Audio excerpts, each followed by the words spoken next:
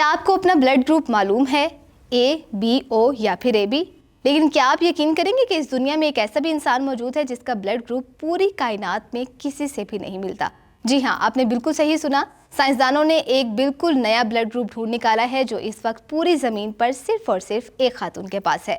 तो नाजरीन, हुआ कुछ यूं है कि फ्रांस में एक सर्जरी के दौरान डॉक्टर्स ने जब एक खातून का ब्लड टेस्ट किया तो वो दंग रह गए। उनका खून ना तो A था, ना B था और ना ही गोल्डन ब्लड। डॉक्टर्स ने दुनिया भर का डाटा छान निकाला, यहाँ तक कि उस खातून के अपने बहन भाइयों का भी खून उससे मैच नहीं हुआ। पूरे 14 साल की रिसर्च और DNA टेस्टिंग के बाद अब साइंसदानों ने ऑफिशियली इसे दुनिया का 48वां ब्लड ग्रुप करार दे दिया है, जिसे नाम दिया गया है ग्वाडा नेगेटिव का। अब आप सोचेंगे ये हुआ कैसे? असल में उनके पिग्स जीन में एक ऐसा नायाब म्यूटेशन हुआ, यानी तब्दीली आई जो तारीख में आज तक किसी इंसान में नहीं देखी गई। इसका मतलब पता है क्या है कि डॉक्टर्स के मुताबिक ये खातून दुनिया की वाहिद इंसान है जो सिर्फ अपना खून खुद ही को दे सकती हैं और कोई भी दूसरा इंसान इनकी मदद भी नहीं कर सकता।